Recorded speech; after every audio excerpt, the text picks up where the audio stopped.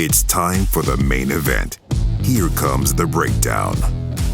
Act 1, the setup.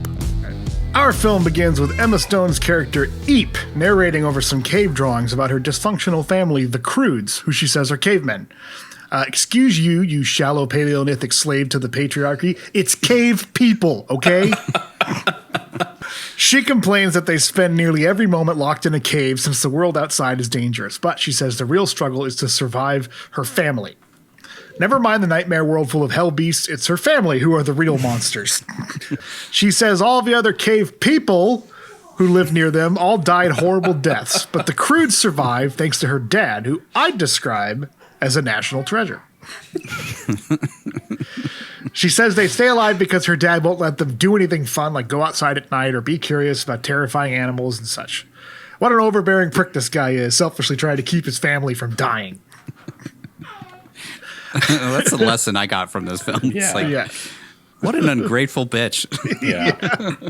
Eve says that's all about to change in an instant, and their world is about to come to an end thanks to Ryan Reynolds and his boyish good looks that even men can't resist.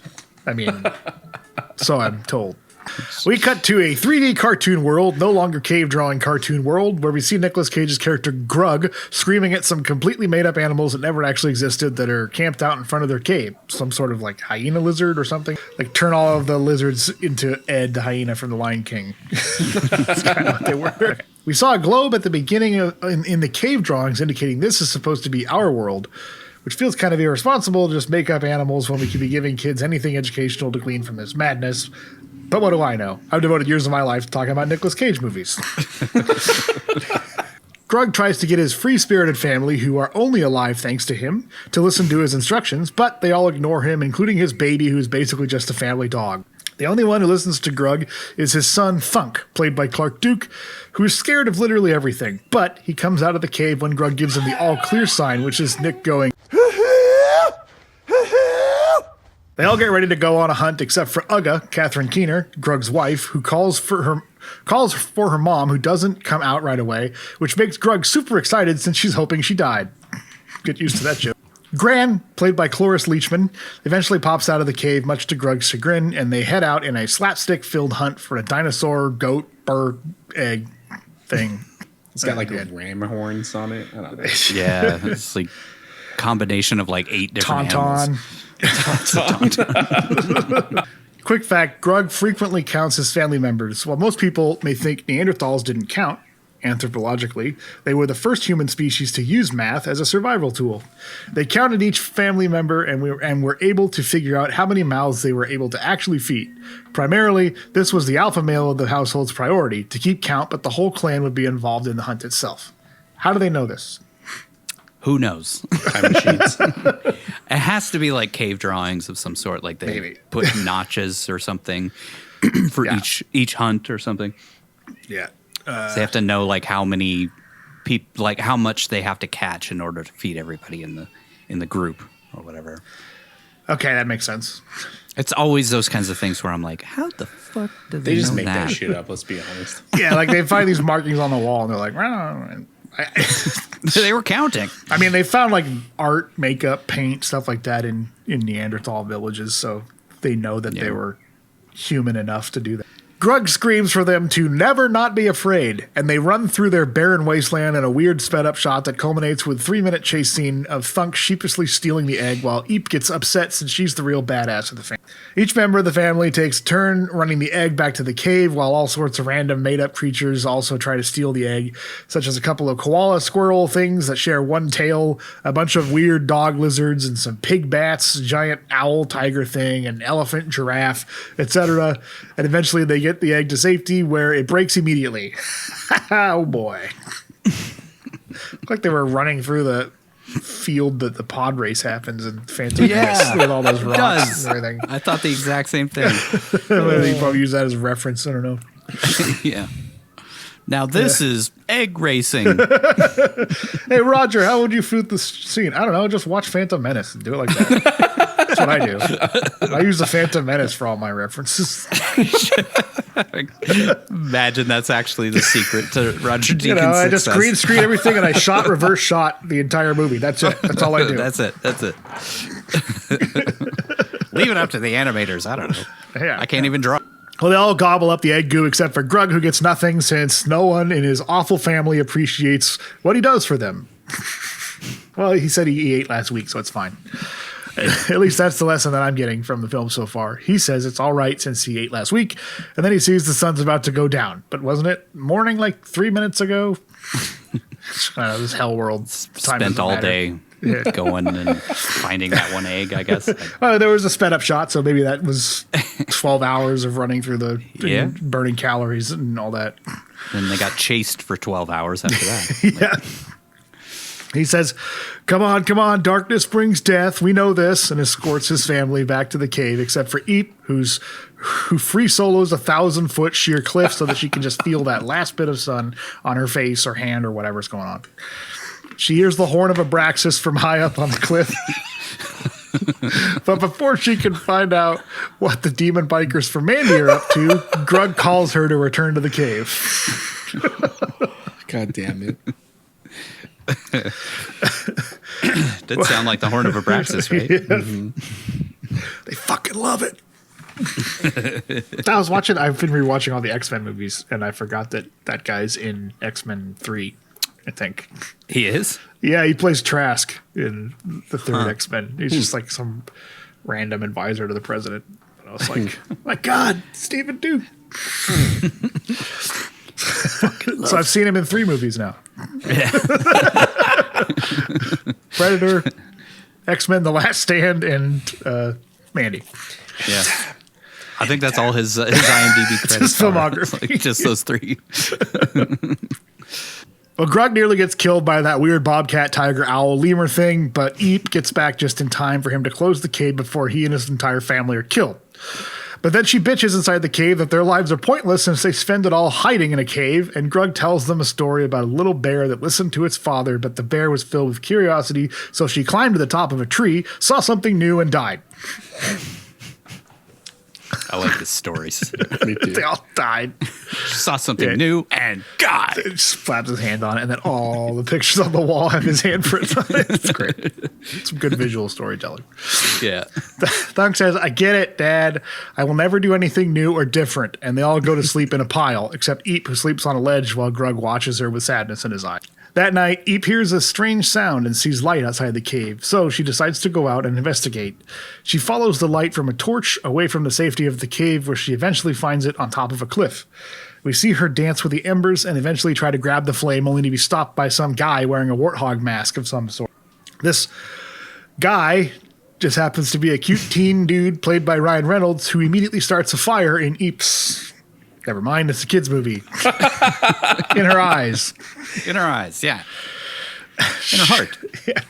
She lifts him up into the air with one hand and sniffs him for a bit, and then eventually spots a cute little merchandising opportunity wrapped around his leg. Grug wakes up to find his daughter missing and heads out to find her. Back with Eep and Guy, the flame from his torch starts to go out, and Eep is amazed when he uses magic to restart it. And after Eep squeezes him till he passes out, the little cute, about to make DreamWorks a fortune in toy sales sloth Guy keeps around his leg, uses some rocks as a defibrillator to wake him. Guy and Belt, the sloth, hear something coming thanks to some seashells somehow, and Guy warns Eep that the world is ending, and the sloth goes, dun, dun, dun, which is the only thing anyone seems to remember about this film, since it was in all the trailers, and the sloth does it like 4 more times in the movie. Well, he's an improvement from Sid. Yeah. From Ice Age. I feel like this was like a formula that they worked out back then that they still use constantly. Like the Minions are just like a forced in device to sell toys and have merchandising opportunities. No, the Minions are a forced-in device because kids didn't like the movie without them, so they came up with them to captivate kids' imagination, and then it blew up into this amazing opportunity for them. So they didn't blew up into Facebook memes that old people post everywhere. So they weren't even really planned. They were just accidentally. They were added in after, they were like, oh, shit. after early screenings with low ratings. Yeah, Despicable Me was kind of boring from what I've heard without it, so they added that in. I mean, I've seen that movie and I just remember the Minions. So Yeah. I think that's how, it's exactly the same of this movie. It was like, I feel like the sloth was forced in there just to sell toys and merch, and that's the only thing people remember. And like, I know I haven't seen the second one yet, but there's another sloth in that one. So I'm assuming that they really lean into the sloth in the second one around because they made a fortune off the first one. And I'm sure the cat pet thing is a main character in it because they could sell that toy as well. And, Yep. McConivore. All right. Oh, man, that would have been awesome if they fucking brought him in to voice that character. Meow. Guy explains that the Earth is opening up across the landscape and that lava is devouring everything in its path, so they need to leave and find high ground immediately. Eep says she can't just leave her family, so Guy gives her a seashell she can use as a horn that he can magically hear for 50 miles in any direction. It's the horn of Abraxas. Already said. Guy disappears into the darkness, and Eep is surprised by Grug standing right behind her. He scolds her for disobeying his rules, and they're almost killed by that lemur tiger thing again. Back at the cave, she says that she found something new, which causes him to form a battle circle like they're in Sparta, but she explains that he was nice. Grug is upset to find out his daughter snuck out to meet some boy/something new, since new things are the enemy. She sells seashells by the seashore. She uses the seashell to try and call him, but her family destroys the shell like a pack of chimpanzees. Eep asks what's wrong with him, and Grug explains that it was dangerous and grounds her to the cave forever. Suddenly, they hear a loud rumble and the ground starts to crack. Everything starts collapsing all around them and the family is forced to run for safety. With their cave destroyed, a new world is revealed to them that is decidedly less drab, dirty, and awful. They see a spooky-looking mountain off in the distance and a lush forest filled with made-up plants and animals, including a giant flying parrot turtle and whatever other Dr. Seuss things that this movie will come up with. They suddenly see the lemur tiger thing again, which chases them to a cliff where they are forced to jump, leap of faith, into the forest hundreds of feet below. Since this is only a cartoon, they all land safely. Literally cross the threshold. Suddenly, the movie just turns into Avatar with everything bright and glowing in the forest, and Sandy, the baby, catches a mouse elephant with her teeth. Grug says they need to find a cave so they can be safe, and they sneak through the wacky forest one step at a time as Grug says, wait, okay, wait, okay, wait, okay. While turtle birds fly around and living dandelions float in the air. Act 2. It's about time we had some conflict, wouldn't you say? We cut to dusk where Grug comes face to face with a monkey gang, which he tries to intimidate by making crazy noises at, and all the monkeys just take turns punching him in the face for a while his no good family does nothing. No help whatsoever, except for Gran, who jumps in and also punches Grug in the face.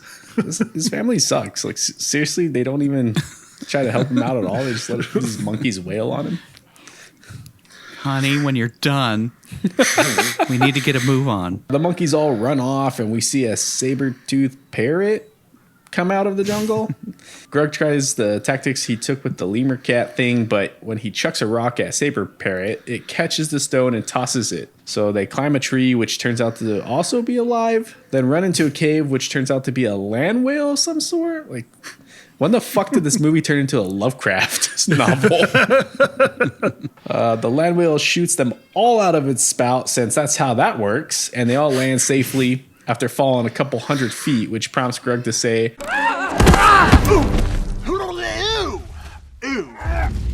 He kind of does his thing from Trapped in Paradise. Ow! Oh, ow! Ooh! The cageisms in this film are incredible.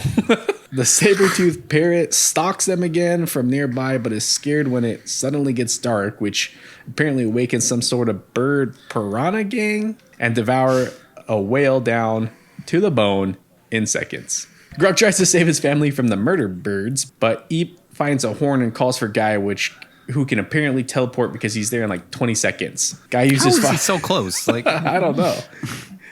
He was going in the opposite direction too, by the way. But she blew the horn and then they broke it, so maybe he started coming back and then followed him. No, maybe. Well, The plausible. I don't know. But they also like fell off a mountain, like off a right. cliff down below, and he's somehow still there, like close by. Yeah. I don't know. And they've been walking all day long, like Yeah. Yeah. But they had to break every 2 seconds, so Sure. it's Yeah, easy that's for true. him to catch up. Sure. Wait. Guy uses fire to scare off the birds while holding Grug's daughter tight and saves the day. Grug is pissed to see the boy toy, so he makes some wacky noises in Guy's face, which scares the crap out of him. Guy tries to save Eep from the cavies, racist, by killing them all with a knife, but she says they're my family. Grug tries to make Guy create fire, and he also squeezes him till he passes out. It's just wacky fun. The whole family take turns trying to touch the fire, stepping on it, trying to eat it, and setting some grass on fire, etc. Just wacky hijinks. Guy wakes up to find the whole world on fire around him, including some corn, which turns into a rocket, which they all ride for a while before it zooms off into the air and explodes like fireworks. They all wake up in a pile of popcorn and scream, "Still alive!" while Guy and Belt try to escape this nightmare. Eep catches Guy while he's running away, and he explains that the earthquake that destroyed their cave was only the beginning of the end, and they need to get to high ground. Eep convinces Grug that they need to keep Guy around so that they can use fire to keep them safe. Grug stuffs Guy into a hollow log while he begs to go to the super unrealistic mountains in the distance, and Grug only relents when he sees a mammoth fall when the ground just opens up underneath it. Oh, and the sloth gives us our second dun dun dun. Was that like 8 minutes between the two of those? The first two jokes? I mean, it felt like 2 hours, but yeah. The family are not convinced walking to the mountain is realistic, since it's a long way away, and he equates the journey to a family road trip. On the trail, they argue and hit each other nonstop, and the baby tries to eat Thunk and Gran. All the made-up animals on the trail are super annoyed by them, so they stay away, and Gran tries to eat Belt, but the sloth pulls out a prison shiv. That was modeled after a prison shift, dude. Yeah. There's no way. That sloth's done some hard time. It's like, those couple little jokes that are in there for adults that make you actually enjoy it while you're watching it with a kid. Yeah. Greg spots a dodo-looking chicken dinosaur and forces Thunk to go grab another egg, but after that fails, they eat a giant purple scorpion raw. Gran complains that it's not enough food and then tries to eat Thunk, which gives Belt and Guy an opportunity to make a break for it, but Eep catches him immediately. He begs her to let him eat something that isn't disgusting, which we all know is code for her. Wait, sorry, this again is a kid's movie, so let's keep this PG. Eep decides to help Guy hunt for food, and he creates a trap for that weird dinosaur bird thing. They build a costume of a girl pajama dinosaur bird thing and get the real bird all horned up. But before it runs into the trap, Guy and Eep get tangled in an awkward, sexy hug, causing their puppet to go all dreary or droopy. Derpy. Derpy. I guess droopy. All the same. Limp. The dino bird grabs the puppet and throws it, causing Guy to fall back into the log which Grug is holding. Eep gets the bird to run into Guy's trap, and the Croods enjoy the first cooked meal of their lives. While they're ripping the bird to shreds from the inside out, Guy watches on horrified, which I can't blame him.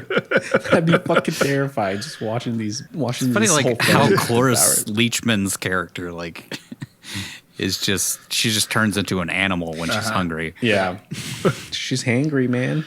I get it. Can you imagine eating a turkey and you just reach inside it and pull meat out from the inside of the cavity and eat it? Or stick your head into it. Yeah. Grug is upset that he's no longer the provider for the family, but Uga, God damn these fucking names, convinces him to tell one of his famous stories. Grug tells the story of Eep leaving the cave at night against his wishes, and as soon as she did, their cave was destroyed, and everyone had to go on this long, sucky walk with some weirdo they met and died. Died. Guy says the story was amazing since he never expected the ending. The Croods, aside from Grug, beg Guy to tell a story, and he tells a story about Eep going to the cliff and reaching for the last bit of light. But then he adds a bit about the tiger being able to fly to tomorrow. Grug says tomorrow isn't a place since he's butt hurt that that Guy told a better story than him. And Guy says tomorrow is where he's headed. I think we're all headed towards tomorrow, Guy. Mm-hmm. I mean, some of us aren't, but you know.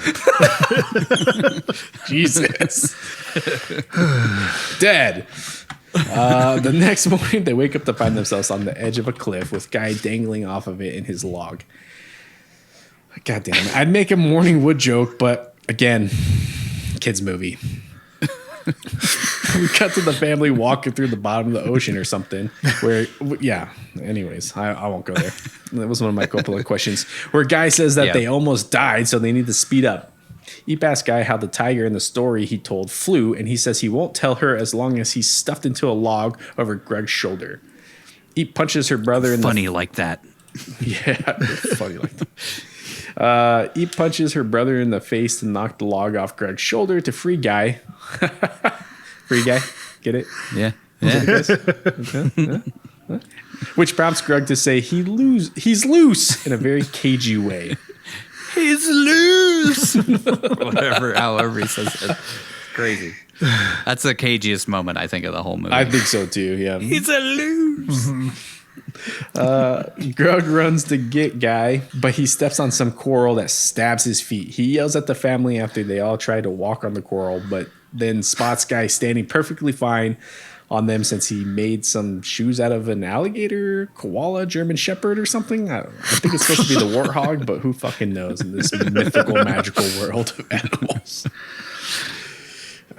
Just like it's like you just throw darts and like put 5 animals together and just call it some sort of chimera thing. Greg gets angry and makes some caveman noises at Guy, but can't reach him. So Greg just chases after him while stabbing his feet on the coral. Guy gets away, but realizes how helpless these morons are without him, so he makes a deal with Grug that he'll help them. But the log ride is over.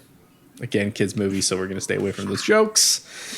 He asks Grug to kick away the log, and he kicks it like 40 miles. Reminds me of this time I saw a homeless guy kick a log in San Francisco, but that was... never mind. Different kind of log. It's a different kind of log. Belt and Guy fashion shoes for everyone out of random sea creatures that are somehow alive in this underwater location that isn't underwater.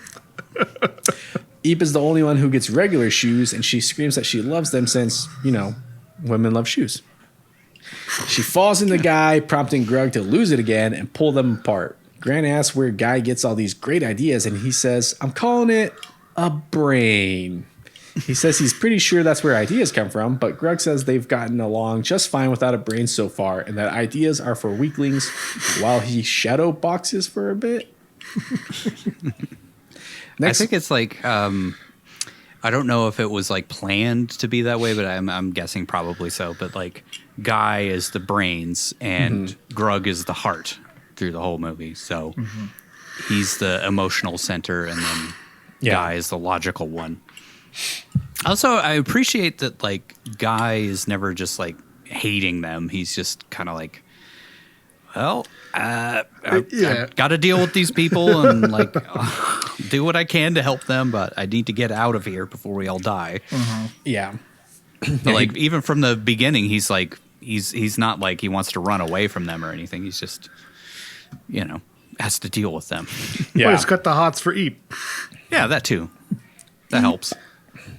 You can deal with most family issues if you got the hots for the daughter. You know? Yeah, it's true. Yeah.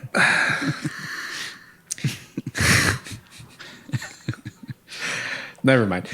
Next, we see the family on their way to the mountain, and Guy using his big brain to solve every problem they encounter, such as giving the punching monkey some bananas, using stills to cross a valley with a saber-toothed parrot in it, using surfboard leaves to get down a mountain, using an umbrella in the rain, all while Grug falls over and over, gets hit by lightning, etc., etc.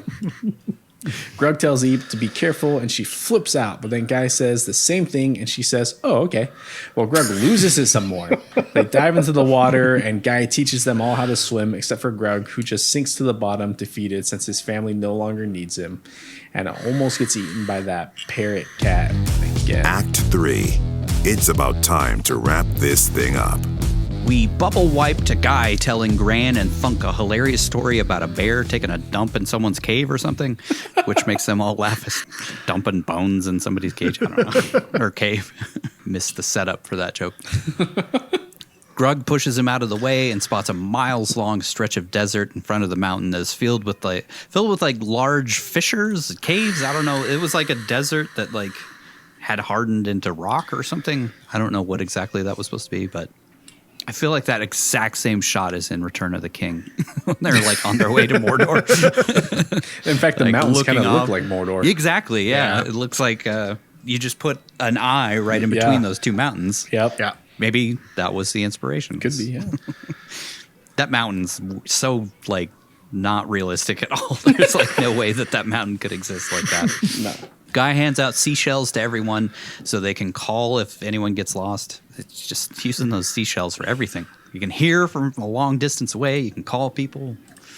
You can put them on your feet. Grug is shocked when Guy suggests they split up to find the fastest path through the wasteland and says there's no way that they are splitting up, aside from Guy and Eep, who are like rubbing on each other, or she's rubbing on him, and he pushes them apart. Gonna make some fire of their own. Knock some alligator shoes or whatever. They don't have boots, you know. Grug puts his foot down, or I guess his arms and feet down like a gorilla, saying it's his job to keep them all safe, but suddenly an earthquake of some sort rolls in and throws them all down a bunch of water slidey holes below them, which are also in that cave area, desert, whatever the hell that is.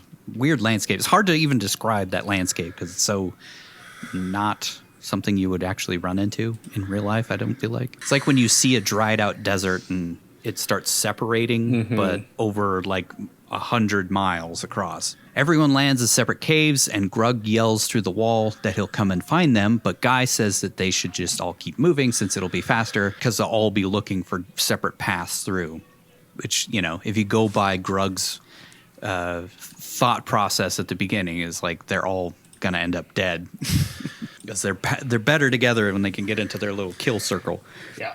Grug again finds himself feeling useless to his family, and Gran, Uga, and Sandy find their way through a flower forest that eats you if you don't look like a flower. Thunk finds a weird skunk alligator thing that sounds and acts like a dog that he names Douglas. And Eep and Guy have a romantic time with some flowers in a cave filled with giant red crystals. All these like fantastical landscapes. You need flashy Like, visuals to keep the kids interested. Yeah, it feels like they took a lot of inspiration from Avatar. And like, what was it? Not Land Before Time. Fern Gully. No, what's that movie that they did a remake of? Journey Where to they the travel to the Center center of the earth, and there's like dinosaurs. It was a TV show back in the day. Sid Croft and I can't remember, but it kind of reminds me of that. Everyone makes it out of the cave safely to some sort of giant redwood forest, except Grug, who is still stuck in the same spot. He weakly blows his seashell for help and is super depressed since Guy cuckolded his family away from him. Up in that giant tree from Avatar, like I said, or something, the sloth mixes drinks. It's like got a shaker and everything. And everyone's just having a great time, except for Grug, who had to go be rescued by Uga. How did she find her way through that to him? He yells for the family to come down from the tree, but Uga says that they're fine since they're with Guy. This sets Grug off again, and Uga tells him to stop being such a drag, or I guess knuckle dragger. He's caveman. Grug tries to start a fire with some rocks, then asks his family if they want to sleep in a pile with him or hear one of his famous death stories.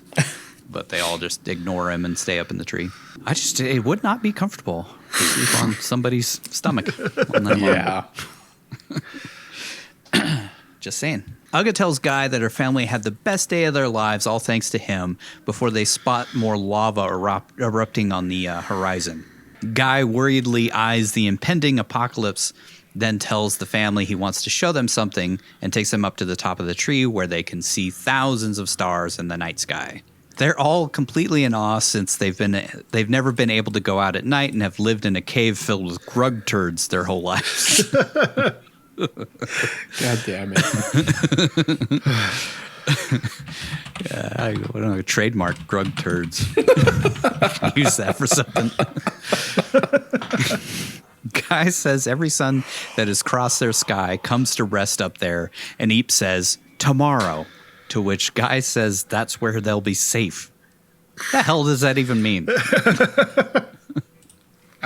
Who knows? Nobody knows. The stars represent tomorrow, or that's supposed to be a world, or what exactly are they believing here? Like tomorrow is a place and it's up in the sky? Well, this idiot Where thinks all they the could suns? ride the sun to freedom. So who knows? I mean, he's a caveman. Yeah. But he's got Cut him some brains. slack, dude.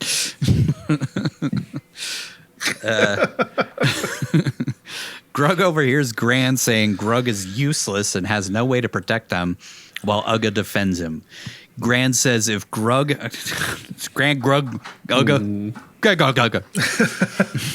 Grant says if Grug ever had an idea of his own, she'd have a heart attack and die, which makes Grug sport a huge grin, and he gets to work coming up with the greatest idea ever. The next morning, Grug shows off his inventions to the family while dressed like a beatnik drag queen or something. I think he's supposed to be Guy. Like he's supposed to be like he's got the same hair as Guy. Yeah. And he's doing his cool guy voice. While he says a snake around his waist is the new and improved belt, which pisses off the sloth. Then he then says it's even self-tightening as it constricts around him in a very cagey way. It's even self-tightening. Ow! He shows them a rock you can use as a ride through the forest, but rolls and bashes into a tree, causing it to fall over. Then he smears paint on Thunk's face and smacks him in the face with a rock to create a snapshot.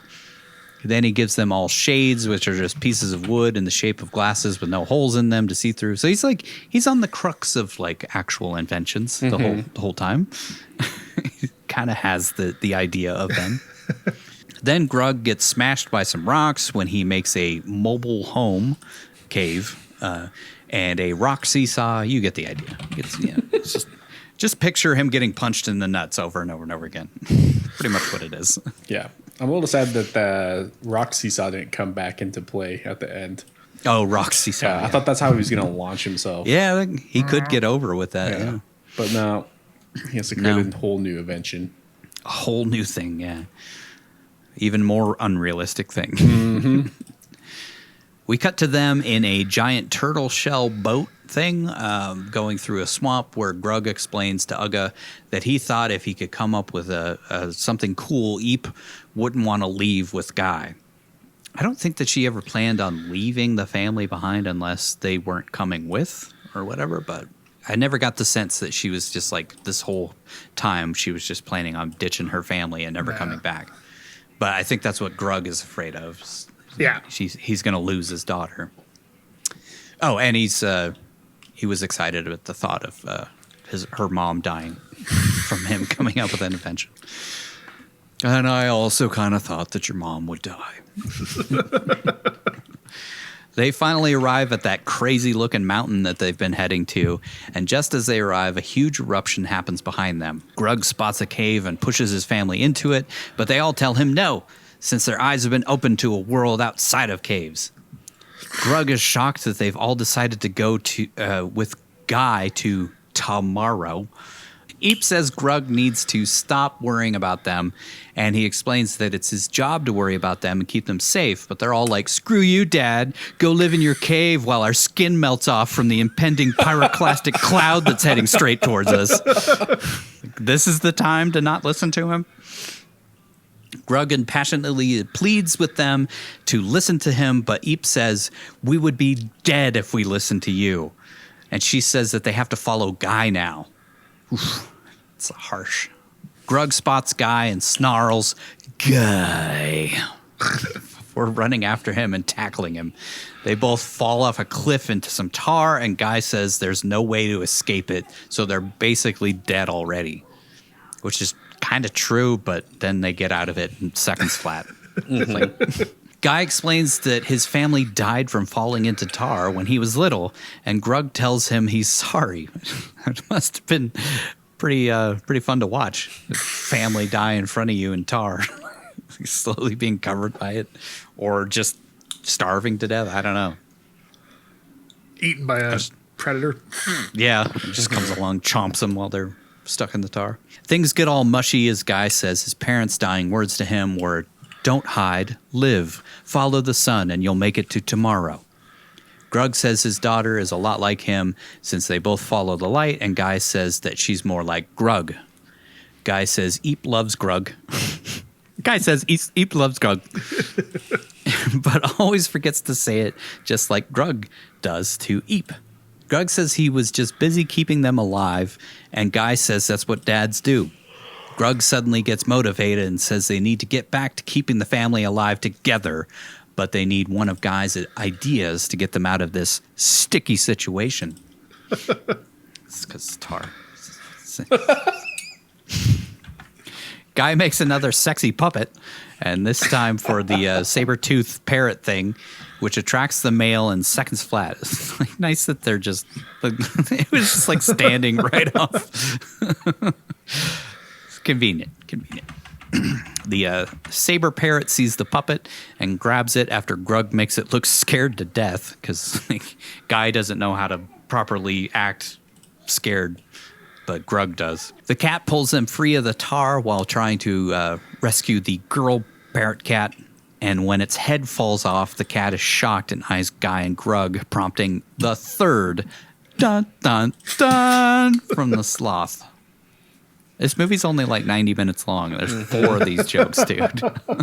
Every one of these was in the trailer, I swear. It's like the one thing that they were hinging the whole movie on. And it made $600 million, so. Yeah. Lesson is Marvel can bring people back to the theaters by putting a cute animal in every movie that makes the same joke 4 times. Yeah. Just, that's all it really takes. The saber parrot tries to kill them, but is stopped because he got stuck in the tar and is slingshotted away rather than being stuck and never being able to leave. So really this tar is not actually a threat whatsoever. Mm-hmm. Grug and Guy celebrate, but just when the rest of the family show up, a giant chasm opens up, prompting Grug to say, "Take us to tomorrow," to Guy. They all drink some wine coolers spiked with arsenic. Wait. That's a different How do you shoehorn a Jonestown joke into this? Bravo. Holy shit, that's masterclass right there. It's a gift. It's a gift. Oh my God. Brilliant. They run through the opening between the wacky looking mountain and spot a huge sun going down into the clouds. Which is like, why is the sun so huge in that scene? Before they can fly into the sun or whatever their plan is, a huge eruption happens, which creates a giant canyon between them and the other side where the sun's at. Guy suddenly has no more ideas, so Grug comes to the rescue. He tells them they're not living in caves anymore, and the point of life is to follow the light. He says he has no ideas of his own, but he has his strength, and that's all they need. They all decide to be thrown across the canyon filled with lava to God knows what on the other side with very little hesitation. See, they would have drank those wine coolers. That's what I'm saying. I guess it's better than the hell world that they're running from, because everything behind them is just apocalypse now. Yeah. Grug throws Guy across, and from the other side, Guy uses his seashell to let them know that it's all clear. They all realize that Grug won't be able to join them, so he says his goodbyes to his family. He throws Thunk across, then says goodbye to his wife and dog child before throwing them as well. Gran tells Grug, "You surprised me today," and he throws her directly into the lava. We see her burst into flames while screaming, which I didn't expect in a kid's movie. But no, he tosses her across too.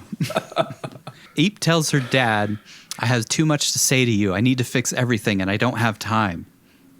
Grug says he can fix it all and gives her a hug before telling her he loves her. He also says, like, I'm calling it a hug because it rhymes with Grug. When she tries to say I love you back, they're interrupted by more of the cliff falling. He picks her up to throw her, and she says she's afraid, to which he says, never be afraid. Then he throws her directly into the lava. That's like the opposite of what he's been telling her whole life, with the never not be afraid. Now he's telling her never be afraid. Character development. Now he throws her across, and the cliff collapses underneath him. The Croods and Guy watch in horror, but spot Grug after he makes it up. The cliff collapses, but he somehow makes it up the cliff. They wave to him, and he's happy to know that his family will be safe with their new dad or whatever. The whole world starts collapsing around Grug, and he runs for shelter in the cave he spotted earlier. Inside the cave, Grug is finally able to make a fire without Guy's help. Then he paints some cave drawings of his family on a rock for 15 minutes or so. He's knocked down by an earthquake and restarts his torch, only to come face to face with the saber-toothed macaw cat thing. The macarnivore. All right. Which immediately befriends him when the light goes out in the darkness because he's scared to death. It's like he sees Grug as his salvation pretty much and decides not to eat him anymore. Mm-hmm. Character development. Grug hears the horn of Abraxas again and thinks his family is in trouble, so he decides to come up with a plan to get across the canyon. Grug covers a huge rib cage with some tar, then screams for those evil piranha birds to come get him. Just before the birds can make mincemeat out of he and the cat, they jump into the rib cage and light the torch, causing most of the birds to leave, but some to be stuck to the rib cage, but they fly away from the torch. Get it? It's like a helicopter bird rib cage. Airship, Zeppelin. Yeah, mm-hmm. Zeppelin. There you go. He uses the torch to get the birds to fly across the canyon, but first spots Douglas, the dog alligator skunk thing, while saying, "Hey, I know that guy!" I think it's my favorite line of the movie. Douglas, no, you didn't. Hey. He saves the dog or whatever, then a couple other creatures before they can make their way across to his family.